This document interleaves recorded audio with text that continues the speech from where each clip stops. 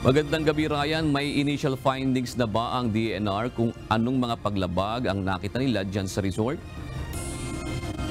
June, magandang gabi. At kanina nga sa inspeksyon ng DENR sa site ay hindi pa sila naglabas ng opisyal na salaysay sa kanilang nakita dito sa resort. Subalit ang isa nga sa tinitignan na dahilan ng pagpapasara ay ang kawalan nga nito ng ECC.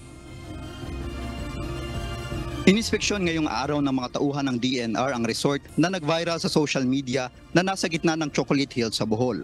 Tumanggi munang maglabas ng pahayag ang mga tauhan ng DENR. Sa ngayon ay pinatigil na ng kagawaran ng operasyon ng nasabing resort dahil wala umano itong Environmental Compliance Certificate o ECC. Ayon naman sa tagapagsalita ng munisipyo ng Sagbayan, ang bayang nakakasakop dito, wala silang kopyang natanggap ng temporary closure order ng DENR. Yun ang merong discrepancy dyan kasi wala kaming natanggap na official na kopya sa sinasabi ninyong temporary closure order ng DENR. We just learned it yesterday from the social media. What we received is yung notice of nagre-request pa nga ang DENR ng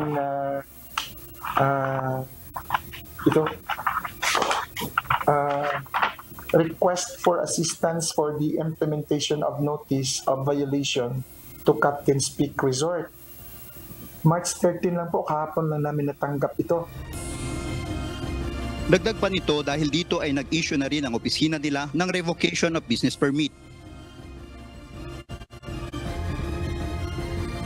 When we learned it from the social media na meron na palang kahit wala kaming kopya official sa isang temporary closure order for reason na walang ECC yung establishment, nag-issue na rin si Mayor kahapon ng revocation at cancellation ng kanilang business permit. Kaugnay nito ay magpapasa na rin si Senator Cynthia Villar ng resolusyon para maimbestigahan ang pagkakaroon ng resort sa isang legislated protected area ayon na rin sa demand ng mga senador.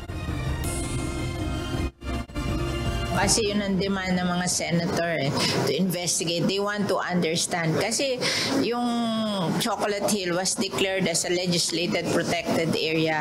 Kasama pala yun sa Inaypas Bill na ipinasa ko noong 2018.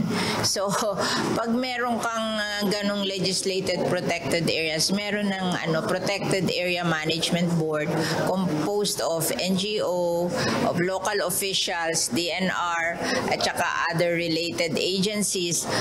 Bakit nila pinayagan na merong ganon?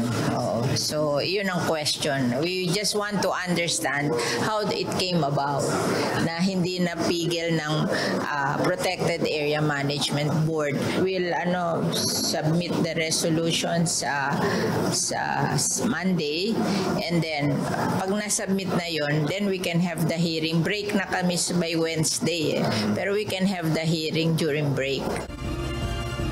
Ayon naman sa management ng resort, kumpleto sila ng papeles para sa operasyon nito.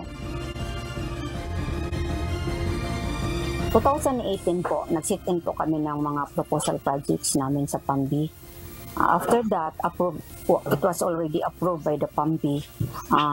Our new application started January for the LGU business permit. Ngunit ayon kay Senador Villar ay questionable umano ang pagkakaroon ng business permit ng naturang resort. Binigyan sila ng permit. Nagtataka, sino nagbigay ng permit at bakit binigyan ng permit? Yun ang question. We just want to understand how it came about para makita natin what's wrong, di ba? Kasi dapat napigil yun ng Protected Area Management Board. May apela naman ang mga tauhan ng naturang resort. Sana hindi magtagal. Kawawa naman kaming mga trabahante dito. Wala na kaming ibang hanap buhay kundi ito lang. Natatangi ang Chocolate Hills sa Bohol dahil sa angkin nitong natural na formasyon ng mga burol. Kaya naman turismo ang isa sa pangunahing pinagkakakitaan ng mga residente dito. Dahil sa issue ay apektado ang kabuhayan ng mga kawani ng resort sa pagpapasara sa naturang establishmento. Inaasahan sa pagdinig ng Senado sa susunod na linggo ay masasagot ang mga katanungan ukol dito. At yan muna ang update dito, June. Maraming salamat, Ryan Malyari.